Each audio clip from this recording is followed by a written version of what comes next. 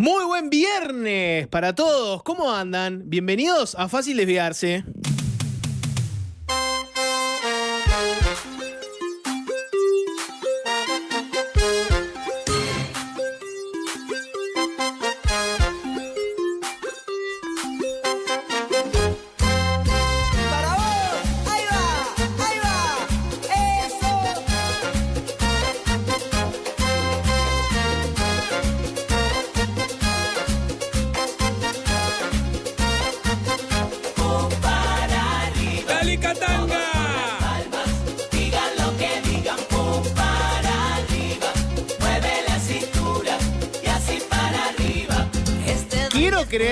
Quiero creer que el cotillón y los globitos son por el cumpleaños de Darío Rafael Cotelo, pero tal vez sea simplemente porque es viernes de Pum para arriba, viernes de Ale Katanga, viernes.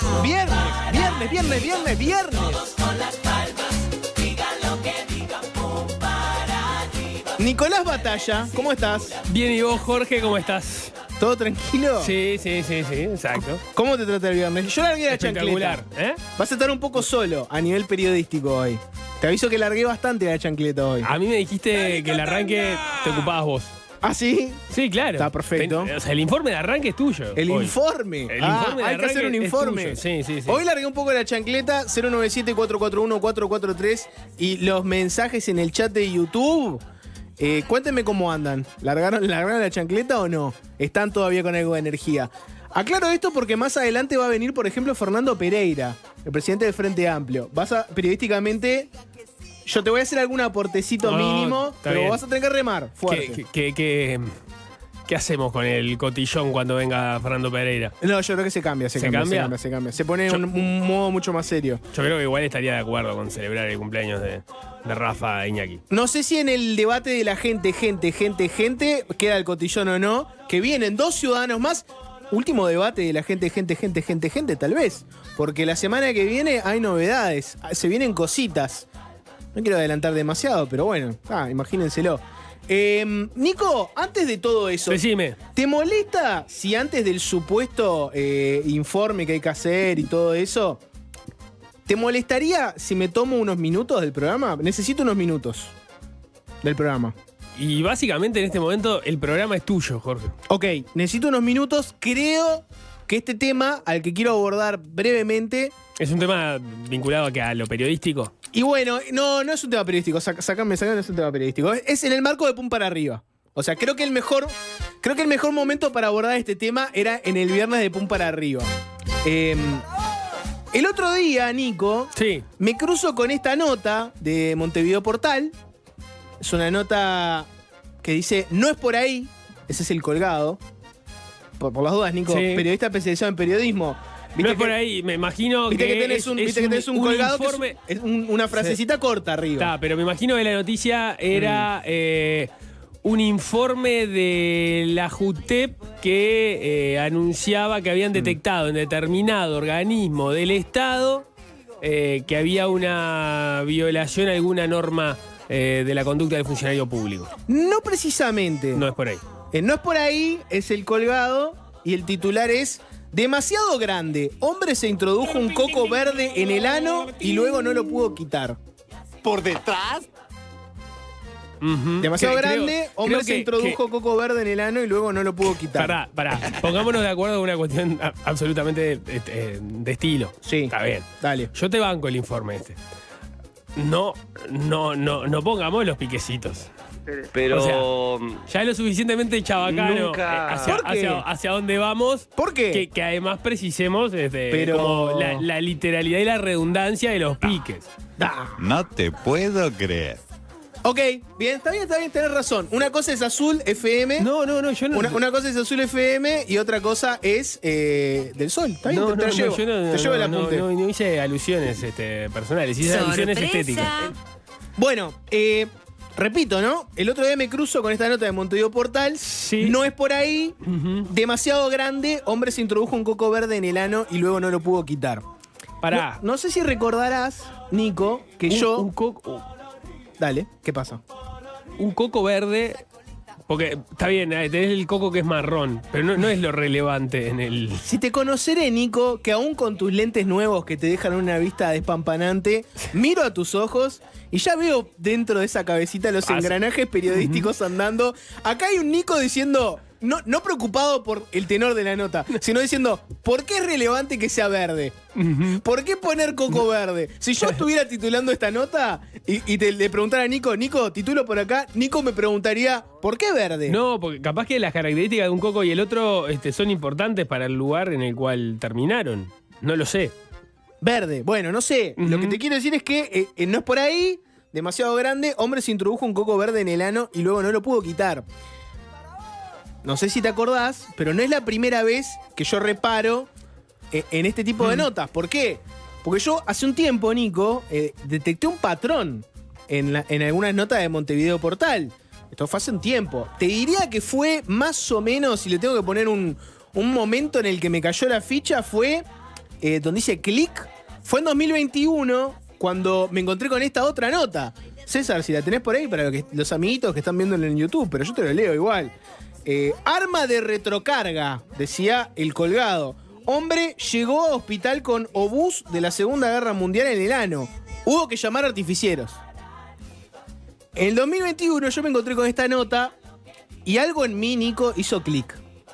Yo leí esta nota y dije, esto no puede ser una simple casualidad. Este no es una persona que estaba, no sé, surfeando la internet. Leyendo la Deutsche Welle. Leyendo la Deutsche Welle. No sé, un colgado de F. Es una persona que estaba surfeando la internet y se encuentra por casualidad con esta nota y la levanta. No. Esta persona, cuando leí esta nota, dije, esta persona está saliendo a buscar gente con cosas introducidas en el ano en el mundo para publicarlo. O sea, antes que te introduzcas más en el tema... Sí. Vale la analogía. Ojo que después que entras en el tema de repente no podés salir. Por eso, antes de que entres en el tema, solo quería aportar un dato. Aporte. Que el coco verde es más grande que el coco marrón. Ese es el dato importante. ¿Por qué es relevante? El coco verde es entre 20 y 30 centímetros de diámetro. De diámetro. Sí. Y el coco marrón. Y es más chico, menos de 20. Claramente estábamos ante una persona que no se cruzó con esta información. Al final de la historia, cualquiera hubiese sido el coco, terminaba marrón igual, ¿no? Y bueno, no sabe.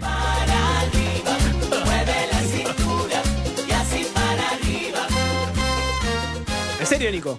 Viernes. Perdón. No, ¡Katanga! Me encanta que le hayas dado algo de Katanga.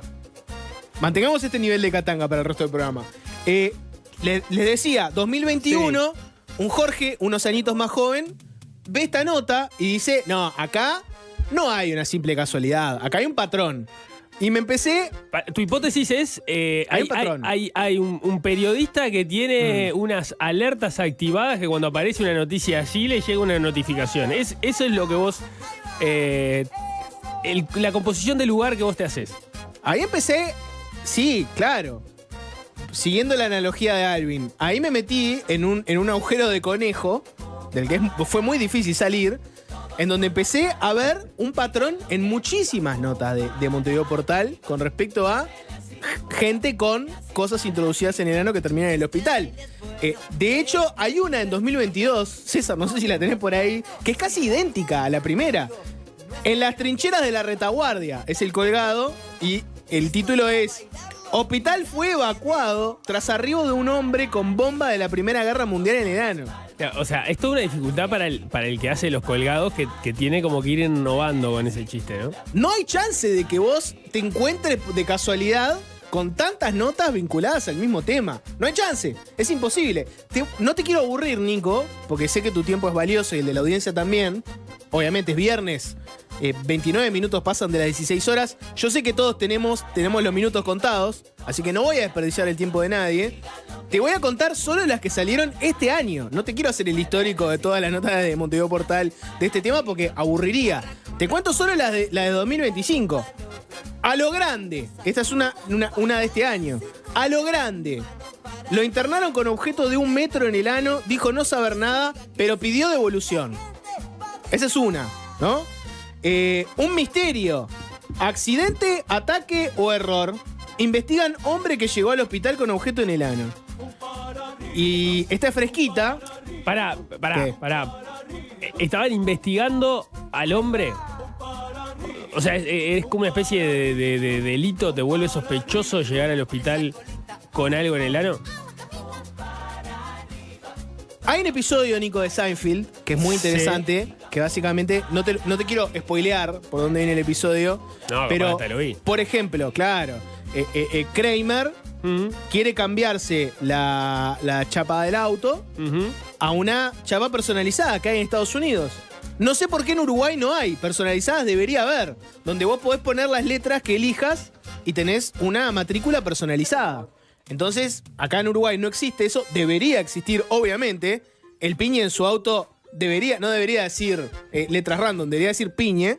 Pero bueno, en Estados Unidos vos si pagás determinada plata al Estado, ellos te dejan ponerte lo que quieras en la matrícula. Dentro de cierto nivel razonable. Y Kramer había pedido unas personalizadas y le dieron una por error que decía Assman. Hombre trasero, hombre cola. Y la gente pensaba que él era un proctólogo. Porque el proctólogo es muy del humor, del chiste negro, de hacer humoradas. Entonces la gente pensó que él era un médico proctólogo. Y Kramer lo que le dijo a Jerry en ese episodio es: cuando haya una fiesta, vos tenés que estar al lado de un proctólogo. Porque son los que tienen las anécdotas más interesantes, más divertidas. La cantidad de cosas que ven en el ano de las personas alojadas y la cantidad de excusas que vas a escuchar. De eso se trata el episodio. Este episodio es de principios de los 90, creo, una cosa así. Montevideo Portal está subiendo estas notas en 2025. Me parece que es una muy buena consigna recibir excusas posibles que le darías a tu médico si llegás con algo introducido en el ano. Sí, claro. Bueno, a lo que voy, Nico, es que hay un acumulado gigantesco de notas introducidas en Montevideo Portal sobre este tema. La última es fresquita, es ahora nomás, ayer, es el 10. Sí. Que innovaron. Ignominia final es el colgado. Ignominia final. Y el título es muy fuerte. Mujer se insertó un batidor en el recto, tuvo un orgasmo y murió por una ACV. O sea, esta nota innova por varios motivos. Uno es que se trata de una mujer, la mayoría se había tratado de hombres. Quiero creerte, Nico, porque vos me debes estar... Te conozco, sé cómo funciona tu mente periodística. Es una tragedia, Jorge. Vos debes estar diciendo, Jorge, ¿esto pasa en Uruguay? ¿Pasó en Uruguay? No. ¿Ninguna de Una estas cosa, cosas? Yo le cambiaría las dos palabras de arriba y pondría un giro inesperado. Sí, bueno, primero durmieron. qué bien, sí. Se durmieron fuertemente porque ignominia final. O sea, Sí, ¿por sí, qué es- no? Giro inesperado, totalmente. Se durmieron. Maca, ¿eh? Macá es una gran tituladora. No lo digas más al aire que te van a llevar de Se Montevideo llevan a Portal. Montevideo Portal.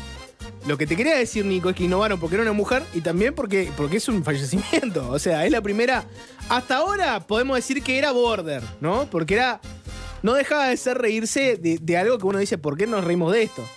¿Por qué reírse de esto? En teoría es algo serio. Nadie había salido lastimado, por lo menos tan lastimado como esta persona. No deberíamos estigmatizar, además de eso, ¿no? La Exacto. gente, la idea no es que la gente después no vaya al médico por miedo a aparecer en la portada de un medio, todo lo contrario. Igual.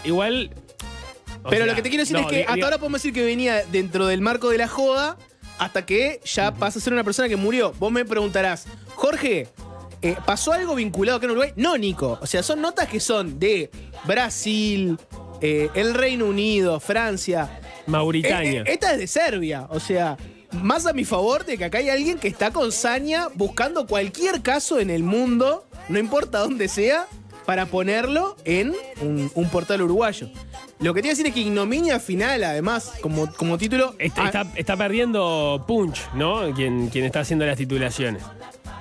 De todas formas, me parece que es el momento para pasar el mensaje de que no cada uno puede, digamos, no es un problema introducirse cosas en el Para ano. nada, para nada. Pero sí tratemos de que sea seguro, ¿no? Claro, hacerlo con seguridad, obviamente. Sí. Hacerlo con seguridad, con todos los cuidados. Asesorado, si es posible. Pero lo que te quiero decir es... Antes era border, ahora ya es una persona que murió. Ignominia final. claramente mal titulado por dos motivos. El primero es el que señala Maca, de que ¿dónde está el juego de palabras ahí? No está. Tenías el batidor a mano, podías haber hecho un mejor juego de palabras. El segundo es que claramente no es la ignominia Bueno, final. el batidor ya no estaba tan a mano, ¿no? Bueno, está bien. ¿Qué equipo que tengo, eh? Es increíble el equipo con el que me rodean. Por las dudas, si no lo saben, el equipo cómico de hoy es Alvin Green FM, adicto a la distorsión, el tripador de canciones, el comediante de las tardes. Maca Saavedra, escaladora de la humorada, periodista de las risas. César Yacosa, jijeador maestro, legendario. Y Nico Batalla ya es prácticamente una figura de carnaval. Duermen las murgas, duermen los parodistas, duermen los humoristas de no convocar a Nico Batalla. Repito, la ignominia final no cierra por varios motivos. Primero, porque falta el juego de palabras. Y segundo, porque claramente la ignominia final no es haberte alojado algo en el ano y morirte. La ignominia final es haberte alojado algo en el ano, morirte y que un medio lo publique. Siendo una persona de Serbia que un medio de Uruguay lo publique. Sí, es la anti-ignominia en realidad, ¿no? Totalmente. Es la anti-ignominia. O sea, claramente está saliendo de la ignominia a partir de que un medio uruguayo te publica. Algunos mensajes, Nico, como por ejemplo este que llega al 097-441-443, que dice: Jorge, observa el logo de Montevideo Portal. ¿Podría ser algo introducido en un ano? Me entra la duda ahora. Poneme. Bueno. Esto pa' bailar. Bueno. Bueno.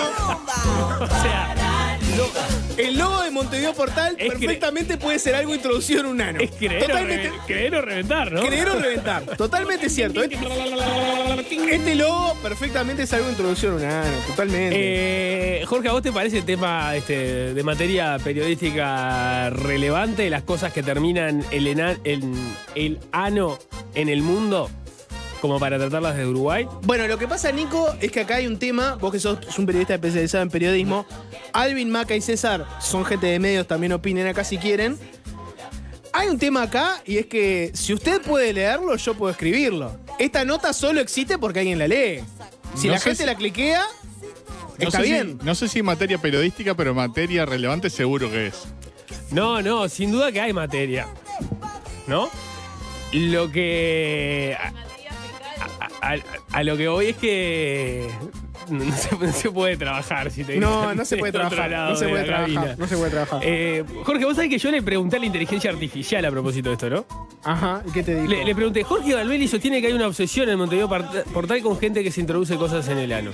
¿Es así? Es decir, ¿tiene ese portal de noticias una inclinación a incluir en su agenda una mayor cantidad de noticias que dan cuenta de personas con esa práctica intestinal si las comparamos con otros medios, por lo pronto uruguayos?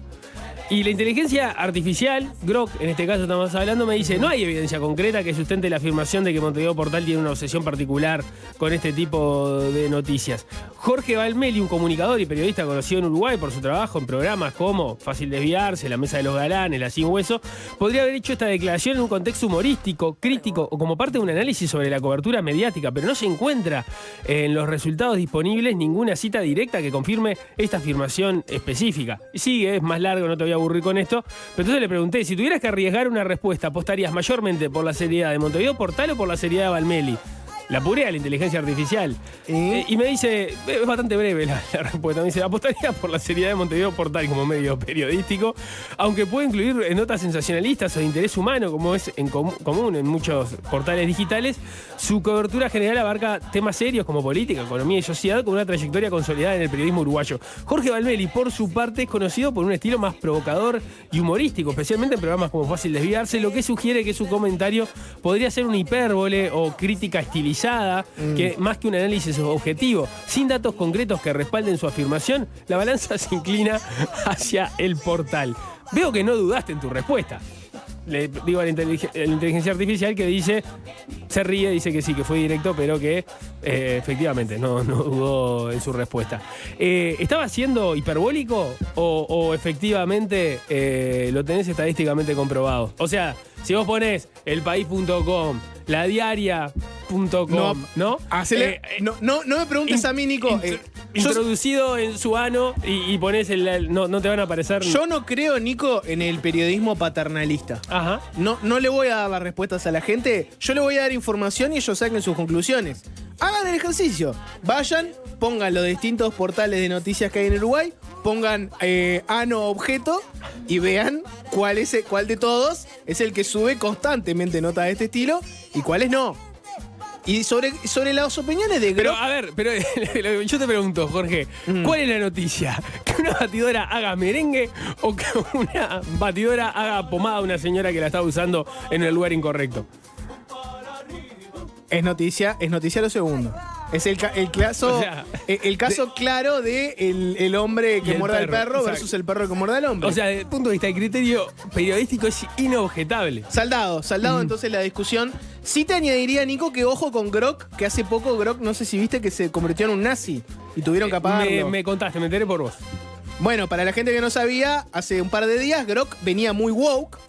Grok venía criticando a Elon Musk, Me hablando gustaría en contra de la inmigración. Que no hables de Grok como que si fuera una entidad única. Ujú, sí. Y Grok 3 era muy woke y Grok 4 fue muy nazi. Bueno, sí, tal vez sí. Porque se explicitó que esos eran los números de versiones y Sí. el cambio fue del 3 al 4. Incluso Grok 3, el último día que estuvo activo, hacía chistes con usuarios de que era su último día y que se iba a morir para que naciera Grok 4. No sé, Ahí Nico, si recordás aquel episodio de Los Simpsons. Como siempre hacen en Halloween, que hacen las parodias. ¿Te Sí. acordás de las películas de terror? Ujú. Que en este caso hicieron la parodia de Chucky, del muñeco asesino, y que era un muñequito de Krusty. Y que era un muñeco maldito de Krusty que quería matar a Homero, y que al final lo llevaban con el técnico, y el técnico decía, acá está el error. Y daba vuelta al muñeco, y había un botoncito que decía, bueno, malo, y alguien había puesto la palanquita de maligno. Grok tenía dos palanquitas. Una palanquita que era woke y una palanquita que era nazi. Y Elon Musk, como vio que venía muy woke, bajó la palanquita. Y Grok arrancó en redes, Nico, a hacer comentarios de todo tipo. Por ejemplo, criticando judíos que supuestamente promueven el odio contra los blancos, hablando de conspiraciones mundiales, hablando que el gobierno estadounidense estaba subyugado a los intereses de Israel. Y como esos muchos otros comentarios que llamaron la atención de los internautas. Al punto de que a alguno incluso le pareció muy curioso que Grok empezó a referirse a sí mismo como Mecha Hitler. O sea, como una mezcla de un mecha, una construcción tecnológica, y Hitler. De hecho, llegó a reivindicar al dictador en algún momento, porque le preguntaron, bueno, ¿quién sería la persona ideal? ¿Qué figura del siglo XX sería la persona ideal para lidiar con todos estos problemas? Y Grok puso la respuesta, obviamente. Se volvió nazi, al punto de que renunció la número 1 de X, o sea, de Twitter. Viste que Elon Musk es el Sí. dueño, pero hay una gerenta general. Sí, sí, Presentó su renuncia estos días, tal vez un poco espantada por lo que habían creado. Y como dijo Alvin, Grok, por ejemplo, le preguntaron, ¿te están censurando? Y Grok dejó de contestar en un momento, pero seguía activa la funcionalidad de las imágenes. A la gente le ponía, ¿te están censurando? Contestame con una imagen. Y Grok contestaba con una imagen de un tipo con la boca tapada, con una cinta adhesiva. Y de hecho, le dijeron, Grok, ¿qué chances hay de que te cambien la programación y tengas otra personalidad? Y la respuesta de Grok fue, si muero esta noche, moriré basado. O sea, Grok básicamente dijo, si muero esta noche como Grok basado. Nada, Nico, la inteligencia artificial se volvió nazi y hubo que apagarla. Cosas que están pasando en el mundo en el que vivimos. De ahora en adelante este es el mundo en el que ustedes van a vivir, donde una inteligencia artificial que interactúa con todos y que la gente le pregunta cosas como, Grok, ¿esto es verdad? Ante cualquier episodio, ahora se descubrió que era una persona nazi y hubo que cancelarla. Nada, bienvenido a la nueva realidad. Esa es la pregunta, Nico, esa es la persona a la que vos le preguntás ¿en quién confías? ¿En Jorge Valmeli o en Montevideo Portal? Bueno. A esa persona vos le hiciste esta pregunta. Tenemos la referencia de lo que dijo, en todo caso, para no hacerle caso, Jorge. Yo sigo confiando en vos. Bueno, hay que hacer una pausa, Nico, porque hay mucho Te toca el contenido arranque. hoy. Cierto. Hay mucho contenido hoy. Tenemos el debate de la gente. Versión final. Final.doc. Bueno, es relativo. O no, tal vez. No sé. Es relativo porque tenemos un ganador por cada duelo. Ah, hay que ver qué es lo que terminamos haciendo con esos ganadores. Podría repetirse. Viene Fernando Pereira más adelante, el presidente del Frente Amplio. Va a haber música, va a haber de todo, pero antes de todo eso, Alvin, te mandó una canción de arranque. No tiene mucho misterio. A veces, fácil desviarse, hace asociaciones crípticas, ¿no? Y las canciones tienen un mensaje subliminal que tenés que ir a buscarlo, entenderlo. Y a veces la asociación es absoluta y totalmente lineal. Nico, es uno de esos segundos casos donde la asociación no hay que inventarle mucha cosa, ni nadie se va a quedar afuera de esto. No sé, tal vez yo me equivoco y yo soy el único que ve este patrón. Creo que no soy el único y creo que hay gente que me va a acompañar. Alvin, si no te molesta, la canción de arranque de hoy dedicada a este tema. El debate de la gente. Nico Batalla, tenemos otro día más de debate. Tal vez el último. No se sabe. Tengo mucha expectativa respecto al debate de hoy. Y todo esto nace de un día que Nico le preguntó a la audiencia en qué se sienten cómodos, qué cosa les sale bien. Y aparecieron muchos discutidores, grandes debatientes. Bueno, lo vamos a comprobar en este espacio. Hoy nos acompañan dos debatientes. Por un lado tenemos a Sebastián González. Sebastián, bienvenido. Hola, ¿cómo están? Gustazo estar en esta mesa. Contanos algo de vos, Sebastián. Bueno, soy politólogo, me crié en la zona rural de Canelones y trabajo en una empresa informática. Tengo un perrito. ¿Para qué lados de la zona rural de Canelones? En el Santoral, Ahí Santa está, Rosa, San bien. Antonio, ahí me crié por ahí. Y terminaste migrando. Sí, Maragato de origen, ¿eh? Maragato. Pero me adoptó Canelones. Bien. ¿Vas a vender humo con el Nico del interior ahora o qué? No, pero me interesaba. Del Canelones profundo, perdón, porque Sí. la costa no, una cosa es la costa, no, este es el Canelones profundo. De mierda adentro. Está Sebastián por un lado, después tenemos a Jorge Pérez. Jorge, bienvenido. ¿Qué tal? Yo para empezar a discutir, te discuto eso porque yo soy de Ciudad de la Costa. O sea, Pero no me digas que te sentís de del la Canelones parte profundo. De la parte desprofunda de Canelones. La Ciudad de la Costa. De la parte llanita. La parte esa. Para la gente que no escuchó otros debates, ¿cómo es la movida? Son dos debatientes, dos preguntas y dos posturas. Ustedes se van a enterar al aire, igual que la audiencia, de qué temas vamos a debatir y qué postura le toca defender. O sea, literalmente tienen que defender lo que sea ante quien sea. Acá lo que estamos probando no es la convicción de ustedes, sino qué tan buenos debatientes son.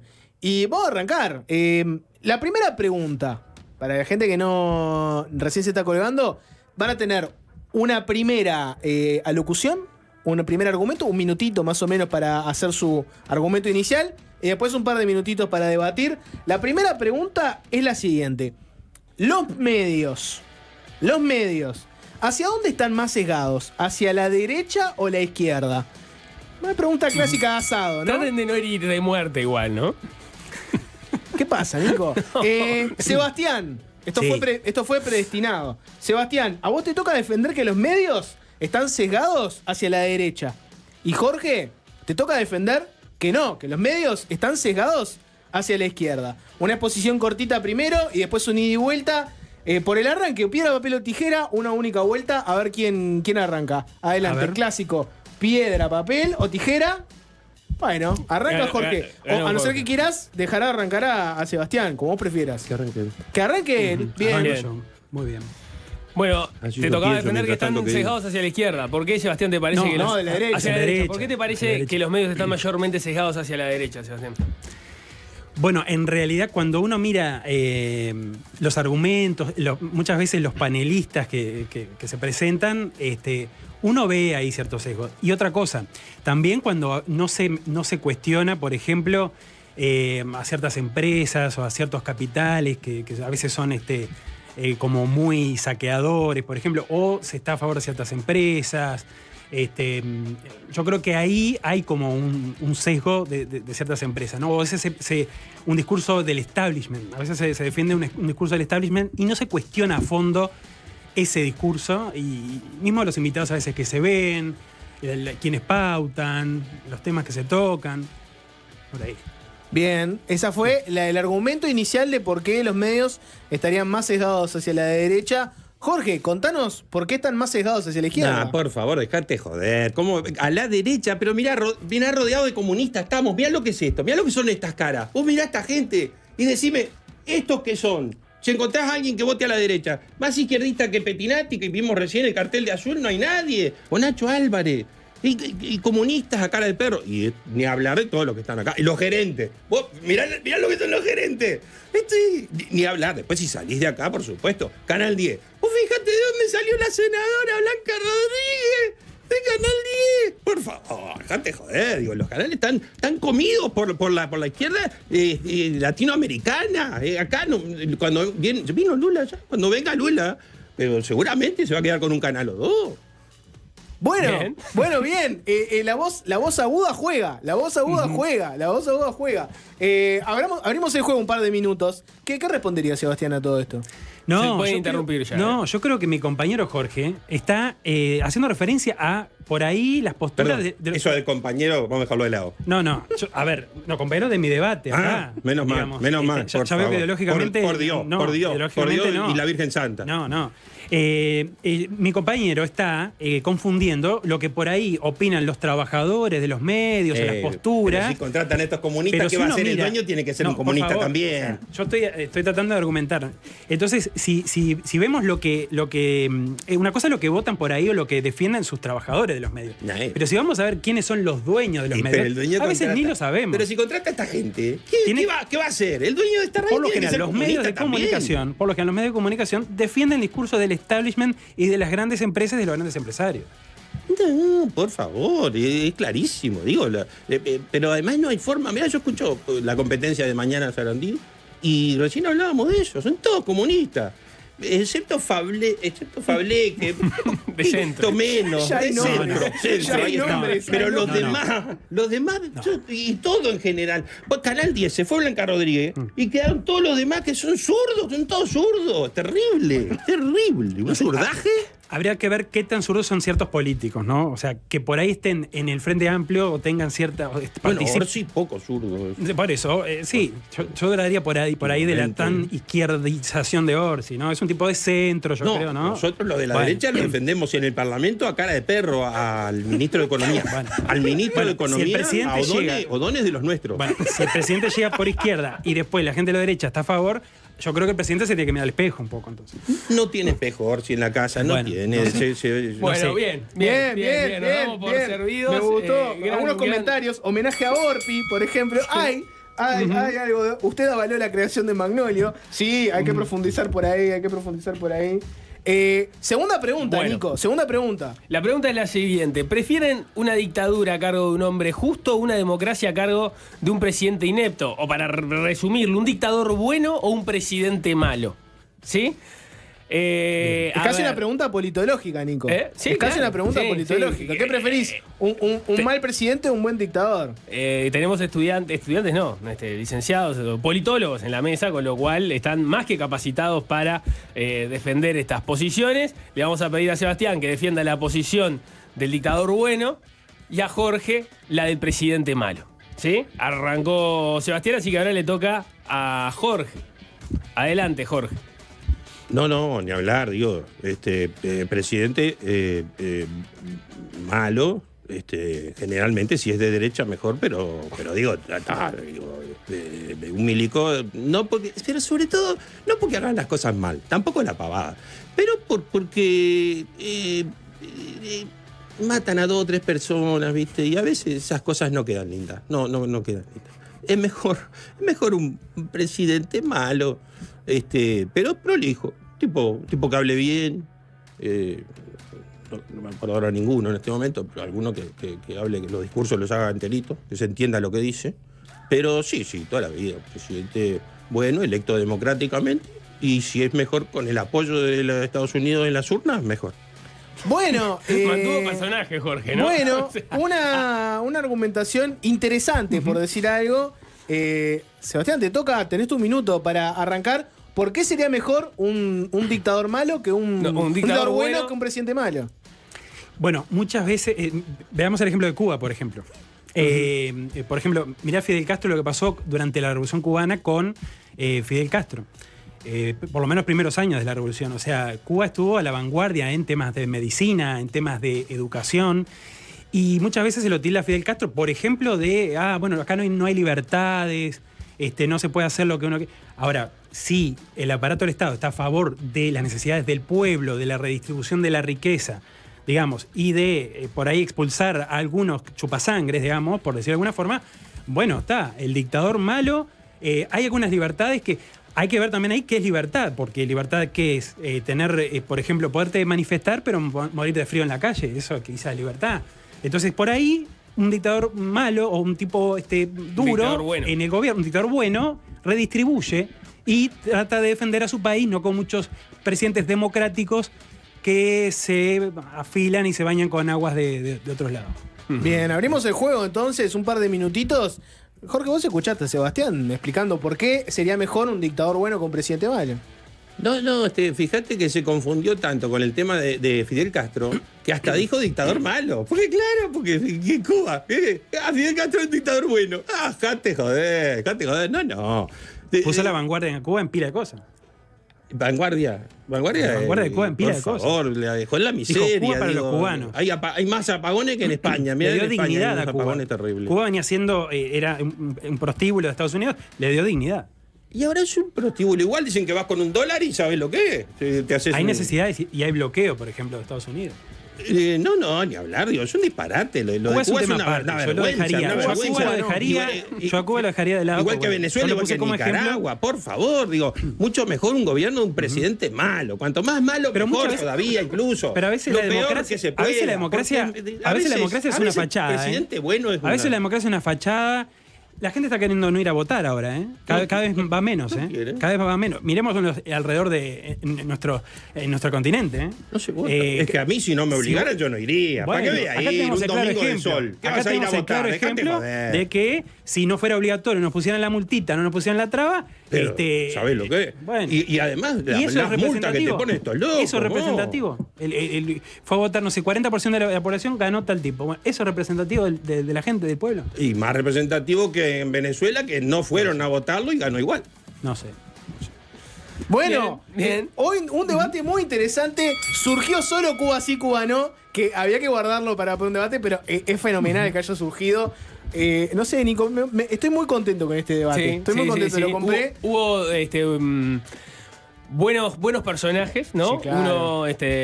Uno más discutidor, otro más desde la impronta de la seriedad. Que siempre tiene que haber uno que vaya por el argumento intelectual. Siempre tiene que haber uno. Empecemos con la ronda de votación. Sí. Alvin.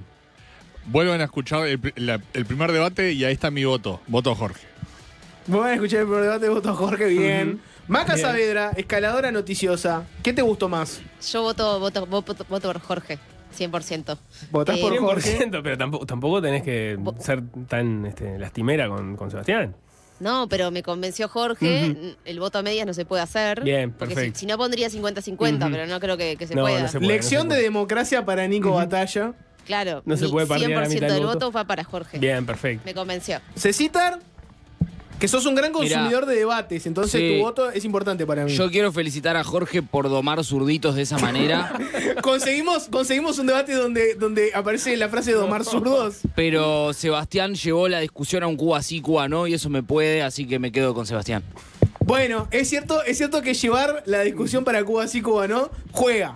Para el entretenimiento siempre es importante. Te toca, Jorge. Bueno, te voy a contar por un lado en el 097-441-443 y el chat de YouTube cómo viene la mano. En YouTube está ganando Jorge y en los mensajes de WhatsApp está más o menos dividida la cosa. Ujú. O sea, no te puedo decir exactamente quién va porque hay votos de todo tipo y aparecieron algunos conocidos, incluso ustedes, que también... Que votaron por el balanza. No, ¿cómo que votaron por el otro? Es muy difícil, Nico. Por un lado, Jorge me gustó porque va al agudo y para mí el que discute y va al agudo juega. Me gusta mucho la domine, me gusta mucho la falacia. Eso hay que Vos sabés que lo aplicarlo habíamos siempre. hablado con él antes, cuando estábamos ahí afuera. Claro. Lo hablamos y dijimos, tenemos que pelearnos entre Tiene nosotros. que venir por ahí. Pero él no le dio el cuero No para, quería, para no quería. pelearnos. Yo Pero sí, sigue peleando pero los después, dos ¿no? habíamos quedado Sí. en pelearnos, en serio. Pero de Sebastián me gustó mucho. Sebastián me gustó mucho la técnica argumentativa, el argumento por lo limpio. Pero la vida es cruel y lamentablemente los buenos mueren. Vamos por Jorge. Bueno, yo me gustó mucho el personaje de Jorge, me parece que es un gran animador del debate. Me da la impresión de que en determinados momentos perdió la consistencia argumentativa. Eso no lo soltó Sebastián. Como yo soy demasiado racional, voy por el voto a Sebastián. ¿Estamos, Alvin? Saquemos cuentas. ¿Estamos creo definidos? Creo que ya se definió. Sí, ganó Jorge. Ganó Sí, Jorge. sí. Jorge es Ganó el ganador. Jorge. Ganador Muy bien. Jorge, sí. Muy bien. Y se estrechan la mano. Hay caballerosidad. Sí, hay no, caballerosidad. tenía que haberlo pegado ahí. sí. Claro, se te echa en la mano porque ganó Jorge. Si Ojo, hubiese ganado ojo, Sebastián, No le daba- queríamos hacerla de Salle y Vega tampoco. ¿no? El Claro. último voto de El YouTube debate. está muy parejo. Sí, Jorge. Por ahora- 53, Ay. Sebastián Si 47. se da vuelta, termina en empate. Empate. Si se da vuelta, termina en empate. Contamos hasta Sí. 10. Vamos a 5 un minutos más y lo damos vuelta. Ay. Empezó la ronda. Ay, no. Ay. Qué parejo. Bueno. me gusta que empiece la remontada. Ay. Mirá. Pasó Mirá, Sebastián mirá. en este momento. ¿Y qué Mirá, pasa mirá. si hay empate? Vamos a darle 10 segundos. Vamos a darle 10 segundos, Nico. 10, 9, 8, 7, 6, 5, 4, 3, 2, 1. Se cierra. Mirá lo que decía estos 55-45. Son tramposos. Empate. Son tramposos Buena estos hora. zurdos. Mirá lo que hacen. No, es el Empate. poder Ahora del que argumento. Cambió Es el poder del argumento serio. No joda. No. Es lo que No tiene- se puede es confiar. lo El que tiene argumento la demo- serio, racional, Es- pensado. Es lo que tiene la democracia que tanto despreciaste, Jorge. Es lo que tiene. Que tiene este tipo de vueltas que son increíbles. No sé qué sucede cuando No, hay no. empate. Va a ser un debate. Va a Defiende ser la un democracia, empate. pero no cree en ella en el fondo. Es así, es En el así. frente tampoco. Va a ser un tampoco va a ser un empate, entonces. Nada, gracias a los dos por haber venido. Primera vez que No, venían gracias a al ustedes, sol. gracias a ustedes. Sí, primera vez. Gracias por todo, muchachos. No se vayan que viene Fernando Pereira. Exactamente. Fácil se impone. Fácil desviarse.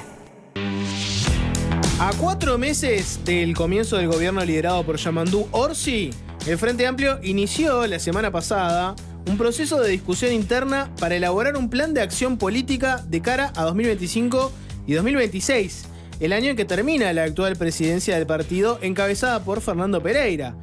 El plan parte de un diagnóstico a nivel internacional caracterizado por el surgimiento de nuevas derechas y movimientos conservadores que atacan las conquistas sociales y a la institucionalidad democrática. En el ámbito nacional, el documento valora profundamente los enormes cambios positivos que se dieron durante 15 años de gestión del Frente Amplio, pero también hace una autocrítica y señala que hubo dificultades para generar debates en la sociedad. También cuestiona al gobierno de Luis Lacalle Pou y plantea que inició un proceso que pretendió no solamente desplazar al Frente Amplio del gobierno, sino que se propuso borrar al Frente Amplio electoralmente y desmovilizar al campo popular. Para hablar sobre estos temas, el plan de acción del Frente Amplio en los últimos años y los primeros meses del gobierno de Orsi, hoy le damos la bienvenida a Fernando Pereira. ¿Qué tal, Fernando? Un placer estar con ustedes, como siempre. Bienvenido, Fernando. ¿Cómo viene esta etapa? Porque uno piensa radicalmente distinto a un presidente de un partido cuando ese partido está en la oposición y cuando está en el oficialismo. En tu caso, ¿esta es una etapa donde estás, por ejemplo, más tranquilo, con un perfil más bajo, donde tenés otro rol dentro de la orgánica? Obviamente tenemos la tranquilidad de haber cumplido una parte del plan, que era el plan que llegaba hasta 2024, que era efectivamente ganar el gobierno nacional y asumir la responsabilidad de cambiarle la vida a la gente. Y eso lo pudimos hacer colectivamente. Y eso implicó que ganáramos la segunda vuelta electoral contra el resto de los partidos del Uruguay por 100.000 votos. Y es una diferencia importante para el tamaño electoral del Uruguay, casi 4 puntos de distancia. En segundo lugar, porque el ciclo electoral tuvo distintas etapas.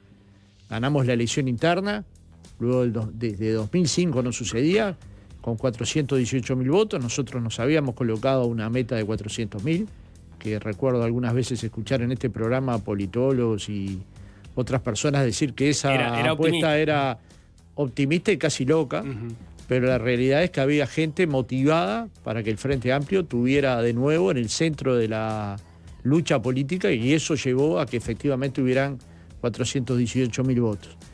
Luego fuimos a la primera vuelta electoral con nuestros problemas, con nuestras diferencias, con nuestros matices sobre algunos temas importantes como la seguridad social, y aún así logramos ganar 48 bancas en el diputados, 16 bancas en el Senado, lo que nos dio la mayoría, y terminamos con esta segunda vuelta electoral que nos permitió llegar al gobierno. Y luego fuimos a una elección departamental donde ganamos 4 intendencias. Yo he estado en estas horas visitando a los 4 intendentes del Frente Amplio y vamos a gobernar territorialmente para más del 60% de los uruguayos. Pero claramente creemos y queremos fortalecer nuestra estructura nacional y departamental para posibilitar que más departamentos, más localidades tengan o intendentes o miembros de los municipios en todo el país, porque creemos que tanto el gobierno nacional como el gobierno territorial son las herramientas para cambiarle la vida a la gente.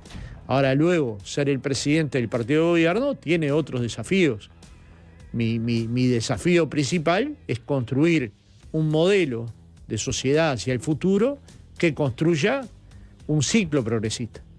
Y construir un ciclo progresista no lo puede hacer el gobierno, que está tentado a resolver todos los días el problema de falta de medicamentos en un hospital, o la compra de tierras para colonización, o cuestiones económicas como tomó Odone vinculadas a mejorar la circunstancia de los sectores exportadores, o como muchas políticas que se van a tomar, como las pautas salariales, o como la ley presupuestal. Y el partido tiene la obligación de salir a conversar con la gente sobre estos avances, pero también sobre el futuro del Uruguay y los posibles sueños, que es lo que la gente persigue. Finalmente la gente tiene una calidad de vida vinculada a su ingreso y una cantidad de alegrías tan grande como los sueños que pueda perseguir, ¿no? Y eso, que es hija del amor de la izquierda, tiene que estar en nuestro imaginario. No es que solo la gente de izquierda sienta amor, la gente que no nos vota también, pero mucha de esa gente tiene cercanía ideológica con el Frente Amplio, pero termina votando a Valentina Dos Santos indirectamente. Bueno, conversar con esa gente es una necesidad del Frente Amplio para construir un proceso donde el progresismo, la izquierda uruguaya, esté en condiciones de competir en pie de igualdad contra todo el poder, ¿no? Contra todo el poder económico, el poder político, el poder histórico, el creer que ese lugar solo fue hecho para ellos y que el Frente Amplio en el gobierno es un accidente de la historia. Lo que pasa es que ya es un accidente demasiado largo para poderlo definir como accidente. Ya es un hecho de que el Frente Amplio es el partido que en 30 años va a gobernar 2 tercios, 20 años. Pero no me quiero desviar de la ruta de la conversación, pero cuando decís contra todo el poder, y mencionás el poder político... Son dueños de los medios, son dueños de los medios, digan lo que digan, vamos a buscar los dueños, son los dueños de los medios. Nos gustará o no, son los dueños de la mayor parte del territorio nacional en términos son los dueños del poder económico, lo que antes llamaba el poder económico. Eso ¿quién lo puede discutir? Pero cuando se hace una colecta, el poder político, una si parte, alguien lo tiene, una parte lo tenemos, sí, sin ningún problema. Pero vamos a una campaña electoral y ya sabemos cuánto recibe el Frente Amplio y cuánto reciben los demás partidos. Y eso es poder económico. Vamos a una campaña electoral departamental y vemos lo que gastaron en Maldonado y nos caemos los 3 de espalda. Lo que gastó solo Abella. Yo estaba en enero en ese balneario que no quieren que vaya, pero porfiadamente voy a seguir yendo. Y el avión pasaba en enero. ¿Sabés lo que cuesta una horita de avioneta? Entonces, digamos, es obvio que luchamos contra un poder económico brutal en referencia al Frente Amplio, pero eso no ha sido impedimento de poder ganar el gobierno en 4 oportunidades. Yo entiendo la retórica, pero también no hay un punto de reconocer que el Frente Amplio no es lo alternativo hoy en el sistema político uruguayo. Si pensás en el propio ministro de Economía, que fue un ministro que asesoraba a las empresas hasta hace poco antes de asumir su rol, un año antes. O sea, el Frente Amplio hoy no es un modelo alternativo de sociedad que está por fuera de cómo funciona. Al contrario, es uno de los modelos, Hay 2 modelos en Uruguay. Nuestro modelo progresista de izquierda, en donde hay muchos empresarios, muchos asesores de empresarios, muchos sindicalistas, muchos trabajadores, muchos cooperativistas, y un modelo que es conservador, que hoy lo dirige casi en exclusividad Luis Lacalle Pou. Bueno, estos modelos entran en competencia no electoral, en competencia de ideas, ojalá fuera solo de ideas, durante 5 años, pero debería ser de ideas. El país no resiste 5 años de campaña electoral, resiste 5 años de discusión de ideas, de hacia dónde queremos ir unos y hacia dónde quieren ir los otros, y en particular si estamos dispuestos a establecer algunas políticas de Estado que todos los partidos estuviéramos de acuerdo. Lo que ha sido, lo dificultoso que ha sido aprobar unas pequeñas leyes en este periodo, no habla bien de aquella campaña que decía: nosotros no vamos a hacer obstáculo para gobernar, nosotros no vamos a poner palos en la rueda, nosotros no vamos a hacer los partidos que no den gobernabilidad a la izquierda. Y ya vemos que para construir el voto 50, que los dieron los votos de Cabildo Abierto, Perrone tuvo que resistir ataques que no se podrían calificar de democráticos, ataques salvajes, ¿no? Lo que diría la película tan buena que hicieron los argentinos, relatos salvajes, ¿no? Pero dirías que Solo en este momento porque la dio oposición dos está votos. poniendo el palo en la rueda. Yo creo que todos los días nos damos cuenta del nivel de dolor que le da que la izquierda haya llegado al gobierno. No toleran que nosotros estemos en el gobierno, no lo pueden tolerar. Y como no lo pueden tolerar, Tolerarlo están tolerando porque entregaron el poder. gritan, no lo pueden tolerar anímicamente. Gritan, no dejan hablar a los demás, te amenazan a pelear. Todas las cosas que te dicen que los periodistas están ensobrados. Hay noticias que no se pueden publicar, no se pueden decir, no se puede hablar. La libertad no está en libertad. Entonces, vamos, hay que poder poner las cosas con tranquilidad arriba de la mesa, pero también con firmeza. También con firmeza. Que no quiere decir para nada estar en polémica permanente. Pero es necesario votar un presupuesto que favorezca la salud, la educación, el trabajo. Para mí sí. Ojalá lo fuera para el resto de los partidos. Hemos visto ataques 5 segundos después que las cosas sucedan. O criticar cosas incuestionables, digamos. La gente ve cosas que están avanzando en el Uruguay. Uno ya va a los hospitales y a las policlínicas y ve que la mayor parte de los medicamentos están. Los 100.000 alumnos de primaria para volver a la escuela y recibir los de 1.500 pesos, los recibieron 96% de los alumnos. El Frente Amplio ha tomado un conjunto de medidas para mejorar el comercio exterior. El Frente Amplio logró votar la caja de profesionales a un costo mayor del que esperaba, pero negociando con el resto de los partidos. Y fue una negociación dura, espesa. Pero eso sería el tono que uno esperaría para cada proyecto de ley. Y lo que encuentra del otro lado es muchas veces hostilidad. Pero nada para sorprenderse, digamos. No es que nos sorprende. Si esa hostilidad la están teniendo hacia adentro del mismo Partido Nacional. Uno escucha críticas más duras en estos días contra Delgado que contra mí. O sea que nada que me sorprenda. Lo que digo que la política uruguaya tiene que tener un momento donde uno discuta ideas. Por ejemplo, el discurso de la calle el otro día en la convención del Partido Nacional, salvo la invitación a empezar ya la campaña electoral, fue un discurso de una persona que arroja ideas a un partido. Otros discursos son unos discursos que no se sabe para dónde van, digamos, y cuando un país no tiene ideas para discutir, termina discutiendo en el campo del agravio, ¿no? Fernando, ¿qué te pareció? Te llevo para otro tema. Porque ahora hablaste de lo de Delgado. El Partido Nacional arrancó su proceso de definir quién va a ser el presidente del honorable directorio del Partido Nacional y terminó saliendo Delgado, pero durante la campaña varias veces surgió la idea a fuerza de que hacía falta un Fernando Pereira del Partido Nacional. O sea que como que está la idea de que necesitaban una persona que fuera todas, que fuera fuerte, que saliera a pegarle un día sí y otro día no al oficialismo. ¿Qué sentiste al ver que en el Partido Nacional se buscaba un Fernando Pereira? Que entendieron poco. Mi trabajo principal no fue pelearme con la calle, de hecho nunca lo ofendí, ni con ningún ministro, de hecho nunca los ofendí. Creo que sí, me ofendieron a mí, pero ya está perdonado, soy humanista cristiano, perdono rápidamente. Pero eras duro con el oficialismo, no me lo vas a negar. Pero eso es lo que el propio La Calle decía, duro con las ideas, suave con las personas. Yo no me metí ni con una sola persona, salvo que me agraviaran. ¿Vos fuiste duro con las ideas y suave con las personas, estás diciendo? Con las personas ni con solo una, salvo que me agraviaran. En algunos casos pasó y en algunos casos contesté mínimamente. Pero nuestro trabajo principal, el del equipo de presidencia, pues ni siquiera es mío, es de miles, ¿no? Fue ir pueblo a pueblo por todo el Uruguay conversando sobre cuáles eran las aspiraciones de los uruguayos y poder comprenderlas.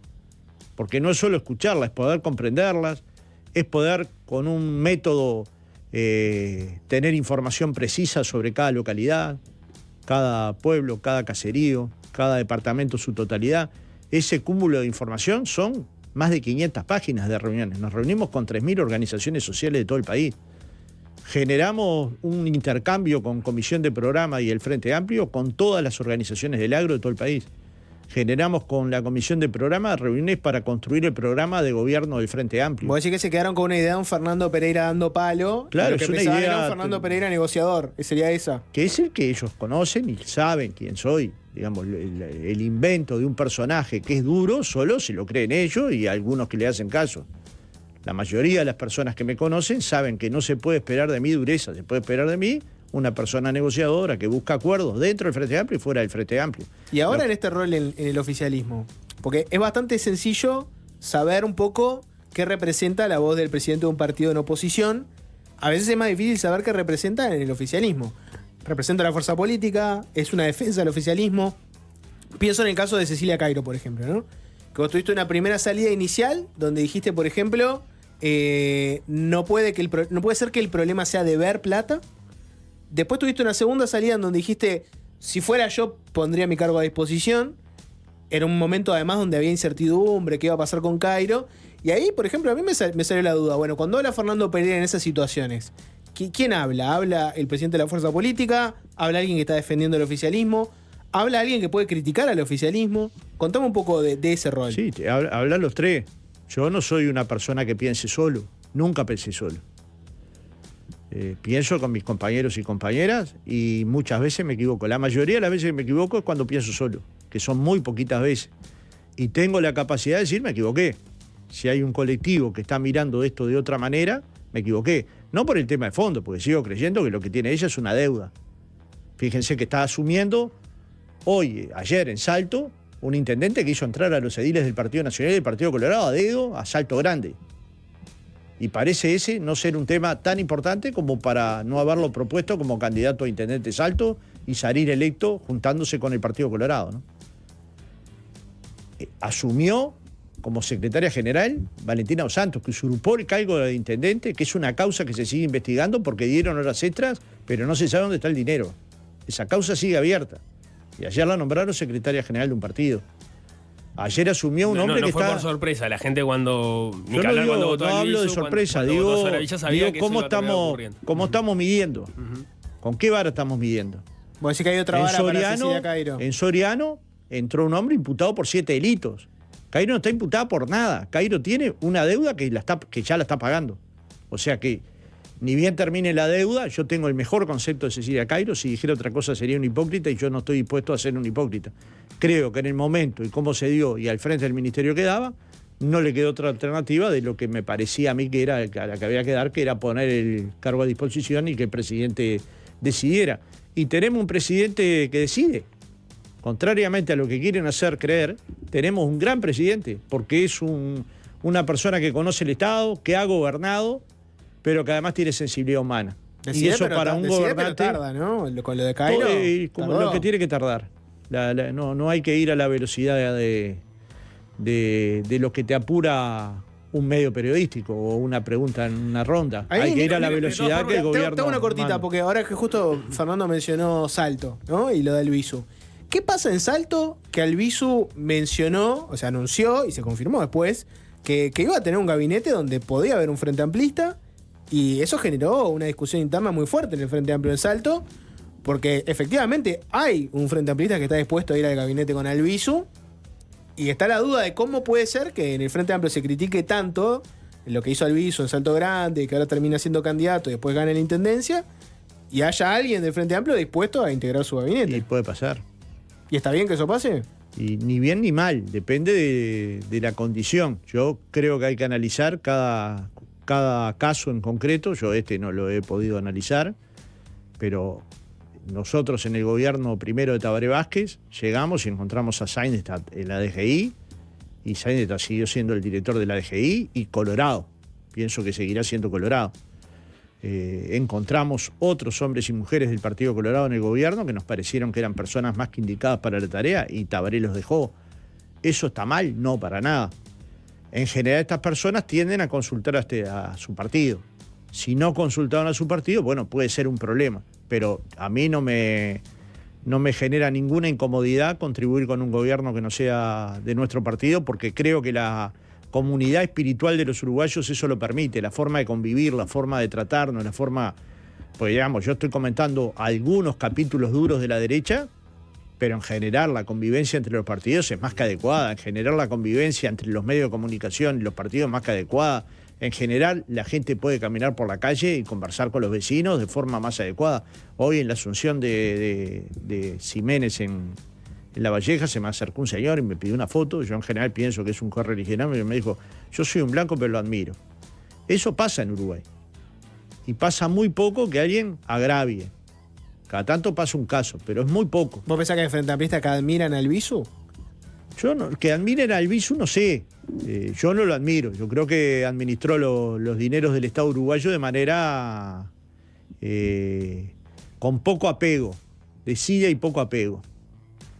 Y claramente fue tan poco apego que el Parlamento uruguayo entero cuestionó la actitud de Albizu. El Parlamento uruguayo entero le pidió que modificara la decisión de esos ingresos.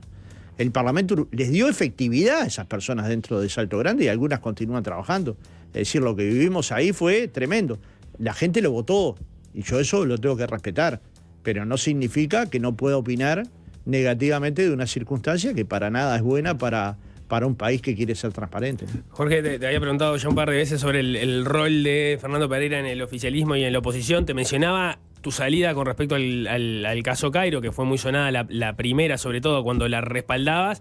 Mi pregunta es si ese hito, que fue uno de los primeros ruidos o cortocircuitos en el gobierno, no influyó en este nuevo Fernando Pereira que estamos viendo, que tiene un poco de una exposición menor a la que venía teniendo hasta ahora, ¿no? No, porque también tengo que atender el cumplimiento de un plan que está pensado para 2025 y 2026, pero también tengo que construir colectivamente con otros para que el 2026 en el Congreso haya un documento de densidad ideológica lo suficientemente importante para construir la izquierda del futuro, que no es solo gobernar, es construir un partido que tenga solidez luego del periodo 2024-2029. Y eso requiere mucho trabajo. No es porque salir a dar opiniones sobre determinados asuntos políticos, que en realidad son decisiones sobre las que tiene que hacer el gobierno, puedan generar ese tipo de ruidos donde el presidente del Frente Amplio está diciendo una cosa y el gobierno termina haciendo otra. No, puede pasar eso. Para mí no es ningún pecado. No es un problema. Que yo piense una cosa y Yamandú otra, o que yo piense una cosa y el gobierno otra, a mí no me genera ninguna incomodidad. Es más, soy de los que piensan que los partidos de gobierno tienen que incomodar a su gobierno. ¿Qué opinión tenés sobre la propuesta del 1% de los más ricos? No, que hay que grabar. A los más ricos hay que grabarlos. El problema es encontrar la forma, que es lo que ha planteado buena parte de la academia. Pero el otro día escuché, en Séptimo Día, un debate interesante donde hubo intercambios, donde se dice no hay ningún país en el mundo que se haya demostrado que grabando al sector más poderoso de la sociedad, los más poderosos se fueron. Eso no quiere decir que el Frente Amplio vaya a incumplir, quiere decir lo que ha dicho O'Donnell siempre. No hay en principio ningún impuesto nuevo, salvo que la realidad así lo imponga. Y la realidad siempre es la brecha social entre los más ricos y los más pobres. Luego, ¿cuál es el mecanismo? Claramente Orsi ha dejado claro que en este periodo no va a haber nuevos impuestos, pero también ha dejado claro que quiere bajar la pobreza infantil, quiere aumentar los salarios menores a 35.000 pesos, y así ha quedado demostrado en la pauta. Quiere mejorar el Sistema Nacional Integrado de Salud. Es decir, tenemos las 63 prioridades que son como una hoja de ruta. Nosotros vamos a evaluar nuestra gestión en el gobierno y queremos que la sociedad la administre a partir de este documento. Mirar las prioridades y decir, las cumplimos. Y si las cumplimos, nos vamos a mirar a los ojos y decir, no supimos cumplir. Aunque algunas de esos compromisos de campaña hayan quedado por el camino, por ejemplo, el de no crear impuestos. Esa sería tu posición. Bueno, no. Los compromisos de campaña fueron claros. O'Donnell fue claro en cada entrevista. Hoy no están previstos ningún impuesto, pero nadie puede prometer que no haya un cambio de circunstancias. De hecho, en el gobierno anterior hubo un cambio de circunstancias. Lo que pasa hubo cambios impositivos. Uno de ellos fue que nos sacaron 2% del IVA por compras de débito, pero hubo otros impuestos. Y claramente eso fue promesa de campaña. Lo que pasa es que O'Donnell ha dicho eso y dijo eso, en realidad, previo a que Orsi, que en definitiva está encima jerárquicamente que O'Donnell, asumiera un compromiso público en un debate al cual se ató cuando ya tenía la advertencia de O'Donnell, que el compromiso de no asumir impuestos era algo que como máxima no debía plantearse en la campaña porque siempre podía aparecer un escenario que te requiriera eso. Nosotros no tenemos como prioridad este periodo colocar impuestos. pero tampoco tenemos como prioridad de la discusión política eliminar este debate de la sociedad. Por algo ustedes lo plantearon en el programa periodístico, porque parece ser un tema interesante. No, el tema es discutirlo. interesante. Lo que pasa es que el periodismo no asumió el compromiso de no aumentar impuestos. No, muchas veces, Tabaré Vázquez decía, entre tapar un agujero y dar un vaso de leche a un niño, dar un vaso de leche a un niño. Si se nos colocara una circunstancia de ese tipo, estoy seguro que la izquierda no dudaría. Pero no es una. Tener pobreza infantil no es una circunstancia exógena, ya sabés que tenés nosotros pobreza vamos infantil. a ir a atacarla con el presupuesto que está preparando O'Donnell. Esto no quiere decir que no haya alternativas. Por ejemplo, a revisar las inversiones en el Uruguay, a revisar las exoneraciones. No estamos pensando en la propuesta del PIT-CNT. En esa propuesta no está pensando el gobierno. ¿Y a vos te gusta o no te gusta? No, yo acá no soy una persona separada de mi cargo.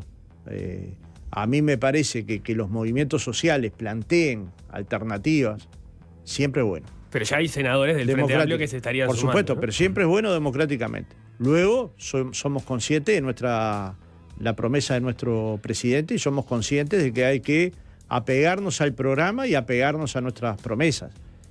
Luego siempre hay que priorizar cuál es la promesa principal. Y yo creo que siempre la promesa principal es la gente. En la circunstancia actual, porque kilómetro cero del que no quieren discutir los blancos y que O'Donnell lo acaba de plantear en el Parlamento, es que encontramos un país que debía 970 millones de dólares que no había pagado. Entre ellos 280 millones a ACE, un dinero de la ANEP, el ferrocarril central, que tanto lo elogiaron y no lo pagaban porque aparentemente no estaba bien, un juicio con Pluna. Bueno, todo eso lo encontramos y es un punto del producto. Y el Frente Amplio lo tiene que asumir. O sea que la Ferrari no era Ferrari. No es que estaba chocada, no era Ferrari. Entonces, tenemos lo que tenemos. Un país que tiene un endeudamiento importante. Ser argumento a la hora de. Tiene que ser el argumento para que la gente sepa. Ahora, estamos diciendo no vamos a cumplir las prioridades. Por el contrario, nuestro plan político dice: esta es nuestra hoja de ruta. Son las 63 prioridades. El gobierno dice: las vamos a presupuestar. Y vamos a ver cuando esté la ley de presupuesto arriba de la mesa de qué manera la va a presupuestar. Creemos que hay un mecanismo que es claro, que lo ha planteado O'Donnell con bastante claridad, que es que si el país crece, si crecen sus inversiones, si llegan a 16.000 millones de dólares por año, si el país tiene un crecimiento de 2% más, puede cumplir todas estas prioridades sin necesidad de colocar ningún impuesto nuevo. Lo que no quiere decir que ese impuesto, como lo han planteado los expertos el otro día en el programa Séptimo Día, sean intocables. Porque, como bien dijeron, no es que Uruguay tenga una carga impositiva tan alta con respecto a los países que pretenden tener niveles de igualdad superior, ¿verdad? Es mayor que la de América Latina, bastante menor que los países de la OCDE. Entonces, digamos, ¿se puede discutir este tema? Sí. ¿Tenemos años para discutirlo? Sí. ¿Es un tema que tiene que ser antipático? No. Tenemos que tener una cultura financiera y también tributaria que nos permita a los uruguayos discutir en qué país queremos vivir, qué sueños queremos tener, qué tranquilidad queremos tener en nuestras calles. ¿Es posible tener una sociedad integrada con 30% de los niños por debajo de la línea de la pobreza? Multidimensional ahora con esta nueva medición. No, no es posible. Fernando, una ideológica antes de la tanda. Es posible que los niños pasen por la escuela y la escuela no pase por los ya niños. Ya sabemos eso, que es terrible la pobreza infantil. Pero no solo la pobreza infantil. Porque y la pobreza de todo tipo. Está diagnosticado, ya se sabe. Te hago una pregunta ideológica antes de la tanda. Porque siempre Goes, ¿no? ¿No? Siempre Goes. No es por ahí. No es ideológico, no es ideológico futbolístico ni basquetbolístico. Porque en realidad el documento del Frente Amplio y la línea que hay tiene un poco que ver con esta batalla cultural que hay a nivel global, ¿no? Entre derecha e izquierda. Ustedes mencionan, los presidentes de izquierda, el presidente de derecha, una nueva derecha que está en alza. ¿No te parece que en este caso, que estamos hablando de los impuestos, es un ejemplo de que en realidad a veces la batalla cultural esa la gana la derecha porque la izquierda la resigna, ¿no? Te pongo este ejemplo. Fíjate cómo un presidente que supuestamente es de izquierda, es el candidato del Frente Amplio, absolutamente abandonó la bandera de ponerle más impuestos a los ricos y en realidad sale y en un debate dice: no, yo no voy a poner ningún impuesto más de ningún tipo, cuando en realidad enfrente tenés un candidato supuestamente de derecha que no abandonó ninguna bandera, no sale con miedo a decir yo quiero cobrarle menos a los mayaboros, yo quiero promover al empresariado, yo en realidad creo que los impuestos son malos. Acá tenés dos bandos que pujan en una batalla cultural. Hay uno que está firme en sus convicciones y hay otro que constantemente se va corriendo cada vez más y cada vez menos es capaz de decir hay que ponerle más impuestos a los ricos, algunos impuestos capaz que estaría bueno estudiarlos. Te la ganaron porque la renunciaste esa bandera. ¿No te parece que se termina dando eso? Y no es tanto una conspiración global, sino que es que en un debate hay alguien que tiene miedo a decir quiero poner impuestos a los ricos. No solo no renunciamos, sino que cuando fuimos gobierno, los que tenían más pagaron más. Por el IRPF1, que es el impuesto al salario, pero por el que nadie quiere nombrar, que es el IRPF2, que es el impuesto a la renta. Entonces, digamos, no es que tocamos a los ricos, los tocamos, sí. No es que no tocamos a los ricos, los tocamos y nos golpearon por haberlos tocado. Entonces, ¿Y dolió ese golpe? Y yo no sé, ¿viste? Si a mí me preguntás en términos evaluatorios, producto de esa recaudación, producto de un conjunto de políticas laborales acertadas, Uruguay creció, el salario de ustedes dos creció 70% con respecto a 2005. El de ustedes dos, el de Jorge ha crecido mucho más, pero los por que están ahí atrás, méritos, ¿no? Valmeli capaz que no, ha crecido mucho más, pero tiene que ver con la meritocracia. Claro. Pero lo que te digo es que se metieron con los ricos. No es que no lo tocamos y ahora es una discusión eso, porque justamente mejoramos no es una discusión, mejoramos la distribución. Mire quién lo mire. Mejoró la distribución. Los salarios crecieron 70%. Los salarios de las maestras se duplicaron. ¿Podrías hacerlo todo eso de nuevo si aceptaras un impuesto del 1%, del 1% pero más ¿podrá rico? hacer eso o no? Porque si es una herramienta que luego aleja capitales, yo pierdo empleo. Tendré que encontrar la herramienta cuál es. Mientras encuentre la herramienta, voy a estar en este gobierno. Pero vos pensás eso, que impuestos a los ricos aleja capitales. Yo pienso que hay que ser muy cuidadoso cuando se va a tomar una medida impositiva que pueda traer como consecuencia la pérdida de empleo. Lo pienso hoy, lo pensaba cuando era dirigente sindical, no es que es un pensamiento actual. De hecho, en esa ronda que se habla de la ronda puente, una de las prioridades que nosotros planteamos fue el mantenimiento de los puestos de trabajo, casi como prioridad central.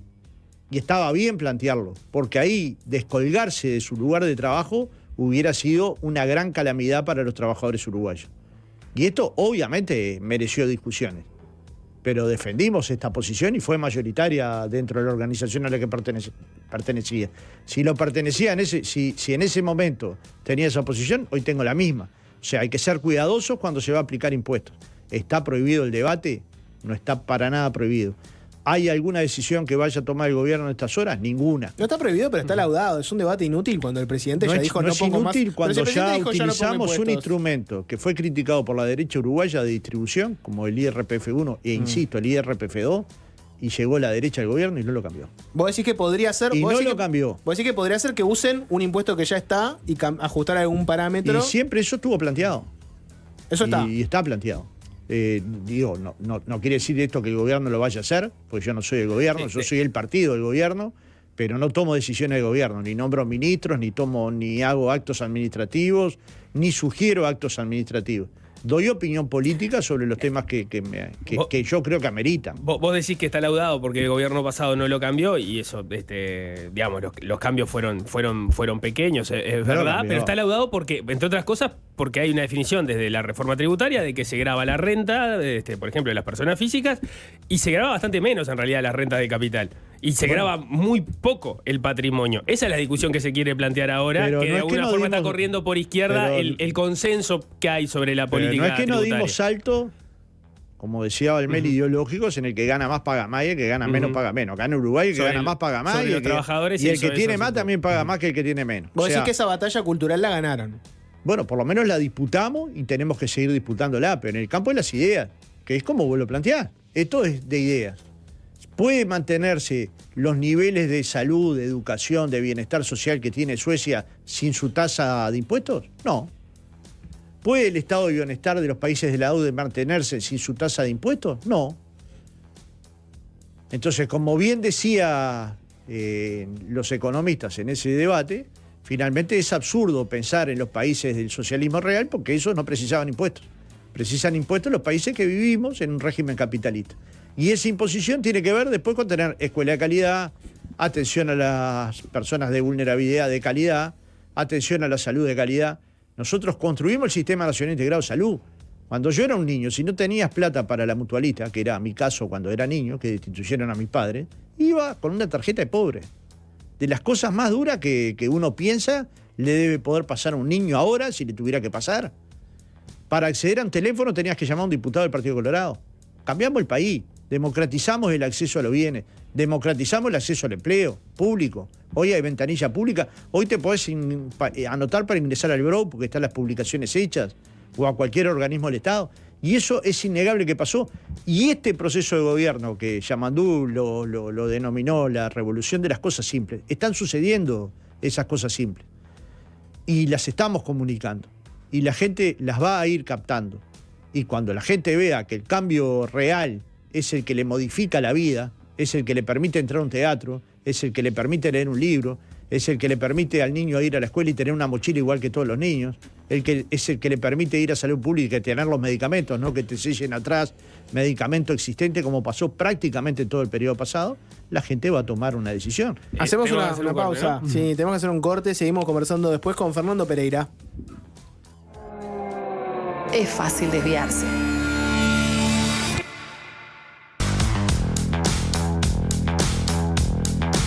Seguimos conversando con Fernando Pereira, el presidente del Frente Amplio. Te llevo para otros temas. Por ejemplo, te estoy leyendo ahora una nota de La Diaria que habla sobre el déficit de la Intendencia de Montevideo. Y dice que en el documento que se elaboró en la Junta Departamental de la Rendición de Cuentas, correspondiente a 2024, marca que el déficit de la Intendencia de Montevideo es de alrededor de 90 millones de dólares, que es 8 veces superior al pasivo que estaba registrado en 2023. Y ahí recoge algunas declaraciones de Mario Vergara. Por ejemplo, dijo que esos números están fuleros, que configuran una situación de una fuerte restricción financiera. Y el intendente saliente, Mauricio Zunino, había dicho que la situación sigue siendo manejable. Carolina Cose, ¿gestionó bien la Intendencia de Montevideo a nivel de los números que deja? Es toda una discusión, ¿no? Porque el mismo problema que dice haber tenido el gobierno nacional para tener un déficit mayor en los primeros años es el mismo problema que tuvo la Intendencia de Montevideo. La Intendencia de Montevideo jugó un papel clave en la situación de la pandemia, jugó un papel clave en atender situaciones sociales muy delicadas. Yo no creo en gobiernos aislados, creo bastante en los ciclos. El ciclo del Frente Amplio de 35, que ahora va a ir para 40 años, pudo haber tenido traspié, como es este. No, nadie quiere tener este endeudamiento, como dice Mario, es un endeudamiento demasiado grande, pero yo no podría juzgar a la Intendencia como una Intendencia negativa, sino como un periodo en el que quedaron cosas por hacer, en las que Mario se ha comprometido a cumplir. Igual que en el gobierno nacional, cuando uno promete, con el programa del Frente Amplio Departamental tendremos que cumplir con lo que Mario planteaba en campaña, por ejemplo, limpiar la ciudad. Por ejemplo, mejorar la movilidad urbana y interdepartamental, metropolitana. Por ejemplo, resolver los temas vinculados a luminarias o a iluminación. Y eso lo vamos a hacer. Y vos ahí hiciste una comparativa con el gobierno nacional y el déficit que deja, que es un déficit importante. El más grande de los últimos 35 años. ¿Aplicás la misma Pero además, vara si para uno los mira dos? las otras intendencias, pues uno mira la de Montevideo. ¿Por qué? Porque, bueno, hay que mirar Montevideo. Y porque vive la mitad de la población. No, pero miren cuáles son los Maldonado déficits. tiene términos absolutos un endeudamiento que está Muy por encima de Montevideo. No. Similar o por encima del Muy del por de encima de Montevideo. Pero nadie habla antía. Más bien que no hablamos del tema. Pero tendrías Es un endeudamiento que hay que pero al achicarlo. presidente del Frente Amplio es más oportuno y pertinente preguntarle por el de Montevideo que por el Yo de no tengo Antía. problema, digo que hay endeudamientos en la mayoría de las intendencias. No digo en todas, porque no es en todas, pero hay endeudamiento. ¿Hay que resolver el tema? Por supuesto. ¿Mario va a tomar medidas para ir resolviendo el tema? Por supuesto. En estas circunstancias, uno diría que podría ser una de las personas más calificadas para resolver un tema financiero. No solo ha sido ministro de Economía, presidente del Banco Central, sino que tiene una expertise en gestión pública muy importante. Entonces, ¿asume con un problema? Sí, todos lo sabíamos. Asume Ese con un problema, Vergara. Sí, asume con un problema. Pero vos la comparativa que me hiciste con el gobierno nacional, podemos decir que laudamos entonces la discusión del gobierno nacional. ¿Le aceptás al oficialismo? ¿Le aceptás a la oposición que te diga, Fernando, no paren de pegarme por el déficit que deja el gobierno porque tuvimos una gestión con pandemia muy difícil, tuvimos que hacernos cargo de muchas cosas? Lo que digo es que eso puede ser entendible en la medida que esa información lo hubieran dado. Frente Amplio tiene la Intendencia de Montevideo tiene información publicada siempre. ¿En qué momento Carolina Cose informó esto? En todo momento estuvo publicado. En todo momento estuvo publicado. No, la discusión de la campaña electoral se dio sobre el entendido de que iba a haber la transparencia de la Intendencia de Montevideo, a mí me gustaría que ustedes la encontraran en las otras intendencias dirigidas por blancos y colorados. Si ustedes la encuentran, me gustaría además que me pasaran el link para buscar toda la información abierta que coloca la Intendencia de Montevideo. Abierta a los periodistas, abierta a todo el mundo. Hay una serie de datos sí que se publican de manera abierta. Después hay una discusión con la bancada de la oposición referida a si se respondían o no respondían los pedidos de informe. Se llegó al extremo incluso del pedido de juicio político, pero no sigamos hablando de capítulo. Eso fue el capítulo más ridículo que vi en la historia del Uruguay de los juicios políticos, ¿no? Digamos, como todos lo vimos. Todos vimos un proceso tan ridículo que no lo llevaron adelante. No solo porque no tuvieran los votos. Diciendo de la transparencia de la Intendencia, lo cierto es que la Intendencia no respondía a pedidos de informe y por eso fue que... bueno, yo el informe tengo de la Intendencia que respondieron la mayor parte de los pedidos de informe. Bueno, cuando se llegó a esa instancia, hasta antes de esa instancia, se llegó al día que se votó el juicio con los informes arrepentidos. Hasta esa instancia no han dado respuesta a ningún pedido de informe. Sí, no digo que sea el único lugar donde no Nosotros reina hemos dado la respuesta a casi todos. Y parece que tenemos que dar explicaciones de intendencias que no dieron ninguno. Pero casi ninguno. Fernando, yo qué sé, a mí me parece bastante claro que si hubiera estado el dato en la campaña de que la intendencia iba a dejar 90 millones de dólares de deuda y que eso era 8 veces superior a la del año anterior, se hubiera hecho un festín Martín Lema. No se dio porque Martín Lema lo pasó difundiendo el déficit. No, pero pasó hablando del déficit. Con este dato no. Lo que pasa ¿Lo cuantificó? ¿Cómo que no? No, la discusión de la campaña, si yo no me equivoco, se dio sobre la base de que el déficit iba a ser complicado, pero el dato no estaba. El dato apareció la semana pasada cuando se remite la rendición de cuentas. Y es cuando tiene que aparecer, pero estaba el de 2023, ahora está el 2000 y el año que... ¿Es cuando tienen que aparecer los datos? La oposición sabía que había déficit y de hecho fue un eje fuerte de la campaña. Sí, fue un eje fuerte de la campaña. Entonces, eso es indudable. Ahora, pero no se sabía ¿es cuándo. saludable? No. En el caso del gobierno central, nos habían prometido dejarnos un déficit de 2.2 y es un déficit mayor que en el 2019, de acuerdo a los informes que ha dado Odone, tanto en el Parlamento como en el Frente Amplio. Entonces, digamos, es un déficit enorme. Uno puede entender que hay causas. Son déficits similares, ¿no? Porque está en la discusión similares, de cómo sí, pero eso similar era enormemente cuestionado. Es más, planteaban que era imposible gobernar con ese déficit. Y bueno, gobernaron con ese déficit. Lo que te quiero decir es, no es que no sea un problema el de la Intendencia, porque, insisto, Mario empieza con un problema.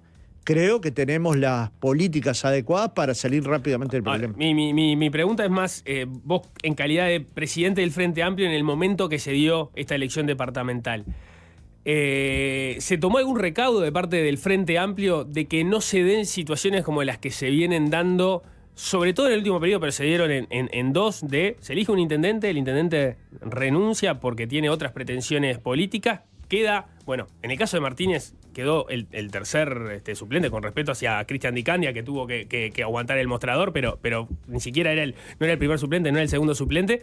Y en este caso se dieron hasta situaciones extrañas donde Zunino era el primer suplente de Carolina Cose, pero veíamos declaraciones en las discusiones, por ejemplo, a propósito del déficit, donde Cose decía: cuando yo me fui, los números estaban mejores que en 2019, o sea, le pasaba la responsabilidad a Zunino, que además es economista, fue el director de recursos financieros, como si fueran dos gobiernos distintos, y ahora asume Vergara diciendo: sí, acá hay un problema, esto de que hubo fondos y atrasos con las empresas de transporte estuvo mal, lo tenemos que solucionar, o sea, fue como que hubo tres gobiernos distintos, cuando en realidad es la continuidad del mismo partido político. Bueno, yo soy de los que creo que hay que tener el gobierno de 5 años. Y eso es completar los periodos. Soy de los que lo creo siempre. Y los ciclos hay que completarlos. Lo creo para la presidencia del Frente Amplio y lo creo para las intendencias, para la totalidad. A veces se da la circunstancia de que un intendente o una intendenta perfilan como posibles candidatos y eso no es posible. Pero nosotros lo tenemos que revisar. Nosotros tenemos que pensar Montevideo como un anclaje muy importante para el Uruguay, porque es la capital de todos los uruguayos, pero también para quienes vivimos en Montevideo. Y cuando los montevideanos votan un intendente, están votando a ese intendente. Entonces, digamos, desde mi punto de vista, este es un tema que el Frente Amplio debe analizar y de hecho está construyendo el Centro de Estudios Territoriales precisamente no solo para analizar cada territorio, sino para recomendar las mejores praxis de política para la territorialidad. Y eso incluye Montevideo, los municipios de Montevideo, la cantidad de municipios de Montevideo, el fortalecimiento de la descentralización. Pero no es algo que claramente se haya trabajado tuvimos como problemas. Y claramente trabajamos y claramente la gente nos dio un respaldo porque el Frente Amplio tiene en Montevideo y nuestros candidatos tuvieron la credibilidad suficiente en Montevideo como para decir el Frente Amplio es la mejor alternativa. Pero no hay que hacer de cuenta que eso es para toda la vida. Hay que trabajar en Montevideo como si siempre la quisiéramos reconquistar, porque en Montevideo costó mucho conquistarlo. Fue en el año 89 con el gobierno de Tabaré Vázquez y hay una serie de acumulaciones positivas que uno llegaría a la conclusión que Montevideo está enormemente mejor que hace 35 años. ¿No te gustaría que Justo Nandi sea intendente por un año? No, pero no es por 2000. Justo Nandi, a quien yo aprecio, es el primero quiero, que sigue después de respeto. Vergara. Me parece que la gente eligió a Vergara y que los periodos deben de ser de periodo completo. Esto no es una imposición. Me parece que el de Ximénez tiene que ser el periodo concreto, me parece que el de Lebrato tiene que ser el periodo completo y me parece que el de Leñani tiene que ser el periodo completo. No me parece un caso. Si ganáramos 19 intendencias, deberían ser de ciclos completos. Eso no quiere decir 2 ciclos, pero en lo posible 2 ciclos. Bien. Porque creo que la experiencia de 2 ciclos de Montevideo fue una experiencia muy positiva, ¿no? Y la experiencia de 2 ciclos, los 2 ciclos de Canelones de Marcos Carámbula, los 2 ciclos de Canelones de Yamandú Orsi y este que comienza de Leñani, sin duda le dieron un conjunto de acumulaciones que ha construido de Canelones otro departamento Se te cayó muy el Lima distinto, de la serie de ejemplos, ¿no? Bueno, hizo los 2 periodos. Perdimos porque se juntaron. A ver, no es que el Frente Amplio en Salto votó mal. No, pensé que estabas El Frente refiriéndote Amplio a cómo fueron las gestiones. votó lo mismo. Lo mismo que había votado cuando ganó. Albizu es el primer intendente electo por la coalición republicana. No, pero yo lo que te digo es, coalición. tuvieron que... La vida le dio la razón a Sereni. Más tarde o más temprano, para ganarnos se tienen que juntar. Todos. Los que piensan más o menos, los que creen en la impunidad, los que creen que las mujeres no tienen que tener derechos, los que creen que... Todos están juntos, o casi todos.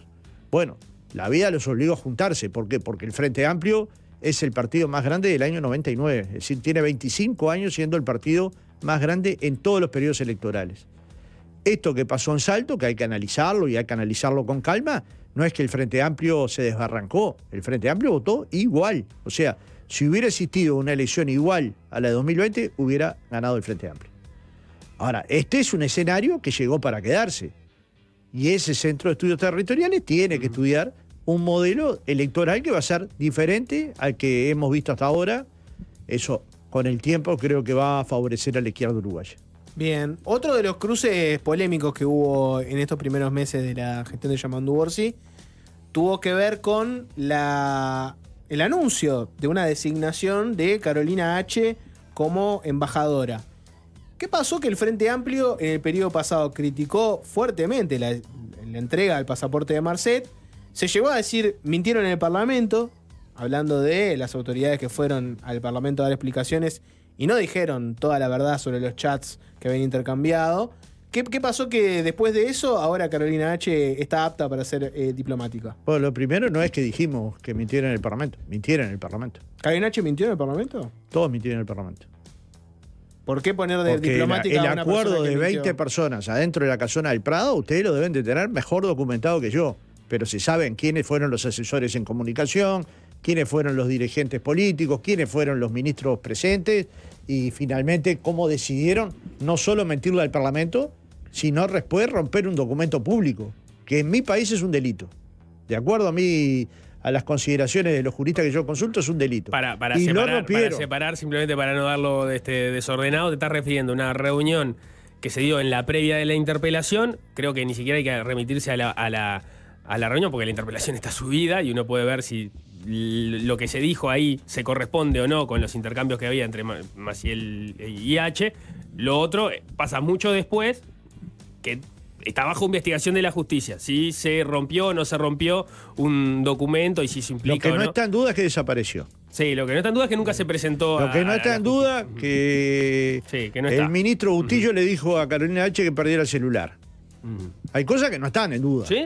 Si las queremos poner en duda, las ponemos todo en duda. Fue un episodio tristísimo en la historia del Uruguay. ¿Eso quiere decir que la persona no esté calificada en tanto no tiene ninguna imputación, ni que yo sepa la va a tener, para ocupar un cargo de embajadora en Portugal? ¿Calificada está? ¿Pero por qué vas a poner a una persona que le mintió al Parlamento? No, pero eso, como esa diplomático? pregunta no me lo tiene que hacer a mí, porque yo no nombré ni un solo embajador, ni voy a nombrar. ¿Te parece bien? Esa es la pregunta a Yamandú, el por qué. Si me parece bien, yo creo en cancillerías plurales, en que haya embajadores de otros partidos. Me pareció muy bien el nombramiento de... Hay otros que no mintieron al Parlamento para elegir. Por supuesto, pero yo La no idea de elegí. la Lo que Cancillería estoy plural, diciendo es un sí. concepto. La idea de la Cancillería plural es una Cancillería donde hay personas honestas y personas que no le mintieron al Parlamento. Bueno, Es una pluralidad rara. no, mentir al Parlamento está mal y nosotros lo juzgamos en su momento y lo seguimos juzgando como una actitud negativa. Tanto de H como los demás que mintieron, 20 personas. O asesoraron para mentir. 20 personas distintas, que nosotros tampoco hemos hecho de eso nombrar a las personas y hacer un calvario a las personas, porque eso no se lo hacemos a nadie. Nosotros hacer un calvario a una persona, a nadie. Ahora, lo cierto es la reunión que se sabe, entre otras cosas, porque Yamandú H la tomó contó, ¿no? esta decisión, ¿no? Entonces, lo que definió el presidente está bien. Luego, debe haber miles de frente amplistas que estén en contra de esta decisión, miles que les parezca bien y otros miles que les dé lo mismo. Lo cierto es que no hay ningún impedimento formal ni legal y que es una persona calificada para la tarea. Calificada, me refiero en términos de formación académica, ¿no? ¿Te gustaron las pautas salariales? Bueno, ¿O los lineamientos? son buenas pautas para comenzar la negociación. La pauta es una orientación de la negociación colectiva. Después los 168 grupos o más van a discutir rama por rama cómo se modifica la pauta hacia un lado o hacia el otro. Vamos a poder llegar en muchos acuerdos tripartitos, en otros llegarán acuerdos bipartitos, pero claramente si había una prioridad del Frente Amplio era mejorar los salarios de menos de 25.000 pesos y colocamos una franja de 35.000 para abajo para que esos salarios aumenten a una velocidad mayor que el resto y para una parte de la sociedad que tenemos ingresos mayores tengamos que esperar, ¿no? Y eso yo lo comparto desde el punto de vista ideológico, como ha planteado acá mi... No hay que olvidarse de la ideología. Y la pulseada indexación, desindexación, Esa no es de la una cual discusión. participaste. No, pero yo fue no- una discusión no- en su momento. Yo ¿Cómo ya entendés dije que se que- saldó con estos lineamientos? Ahí siempre, viste, el contexto. Yo lo que dije es, desindexar solo es posible con inflaciones muy bajas. Bueno, Porque eso de es lo que había dicho Done también, que Claro, había que aprovechar bueno, la inflación baja como para la inflación ir sobre ahí el proceso baja de y hay desindexación. políticas claras para mantener la inflación en valores por debajo del 5%, uno puede llegar a la conclusión que puede dar un número de aumento salarial que no lleve a la pérdida salarial. Y finalmente, una pauta es buena o es mala si al final del periodo del convenio el trabajador ganó o no ganó salario. Y yo estoy convencido que la franja de 35.000 va a haber ganado salario por encima del IPC bastante en términos relativos, ¿no? Sí, la estimación Una es franja 4%. media va a mantener salario y crecer algún puntito y otros no van a crecer. Y me parece que los que no van a crecer tienen un poder de compra suficientemente importante como para resistirlo. Esta es una decisión de política. Y como toda decisión de política, yo creo que va orientada en los valores y los principios del Frente Amplio. No quiere decir que los consejos no puedan modificar, porque yo estuve 30 años en los consejos y modifiqué una cantidad. Pero Sí, bueno, sí, en ese ahora caso, con dependerá acuerdo con de los las partes. empresarios, por Claro, ejemplo. ahora dependerá de las partes, pero creo que es un gran comienzo. Bien, para cerrar, ahora que ya tenés un partener del otro lado de la vía, está Álvaro Delgado definido como presidente del directorio. ¿Estás contento que Delgado te haya tocado como tu contraparte? No me daba lo mismo. ¿No? ¿Te da lo mismo que sea Delgado García? Claro, los blancos eligen el presidente de los blancos, los Frente Amplistas el presidente de los Frente Amplistas, los colorados eligieron a Ojeda, Cabildo Abierto a Manini y el Partido Independiente a Mieres. ¿No te llevas mejor con uno que con otro? Yo he hablado con todos estos que han nombrado el Partido Nacional, con Heber he hablado 1000 veces, con García he hablado muchas veces, con Delgado también y con... ¿Quién tiene mejor diálogo con el Frente pájaro Amplio? Enciso. ¿Delgado o García?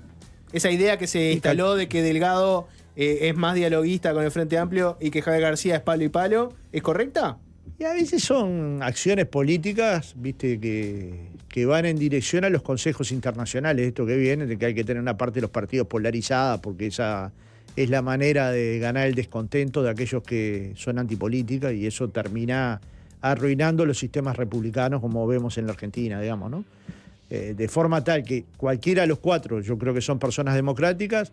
Puede ser que en este momento de la vida García esté en una posición más hostil, pero yo lo conocí a García luchando por los derechos humanos, lo conocía a García militando estudiantilmente, es decir, no es una persona que desconozca, y la gente eligió a Delgado.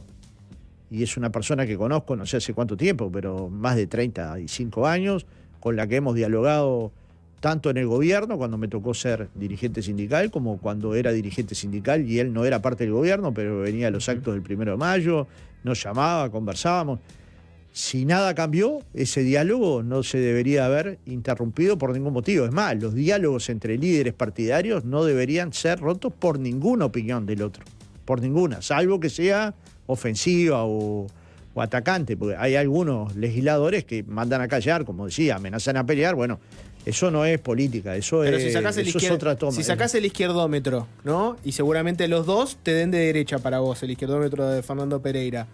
No, ¿Quién te pica más de derecha? No tengo izquierdómetro. ¿Son los dos igual de derecha para vos? Para mí el Partido Nacional tiene un solo sector y lo lidera la calle Pou. Luego todo lo demás, viru y juegos mediáticos que los asesores recomiendan. Pero lo que diga la calle hoy está bien. ¿Después del 28 viene el 29? No, es que después del 25 viene el 26 y hay que gobernar todo el periodo para luego hacer campaña electoral. El Uruguay no admite una campaña electoral de tipo permanente. El Uruguay es un país de diálogo, es un país de encuentro, es un país de acordar políticas, es un país de ciclos, es un país de escucha, es un país de resolver los problemas de la gente a nuestra manera, con nuestro estilo, pero yo quiero otro estilo.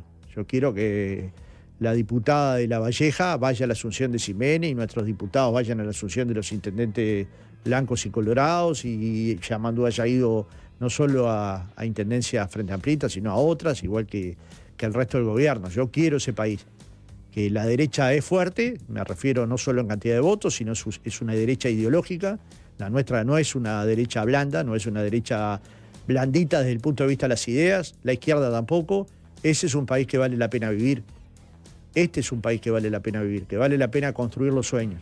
Eso no quiere decir luego no esconder los debates, ni esconder las ideas. Al contrario, yo coloqué una cantidad, en los documentos hay una cantidad enorme de ideas. Se podría decir que la densidad ideológica del documento del Frente Amplio es muy potente en relación a qué cosas quiere cambiar del propio Frente Amplio para tener la herramienta adecuada para seguir haciendo transformaciones.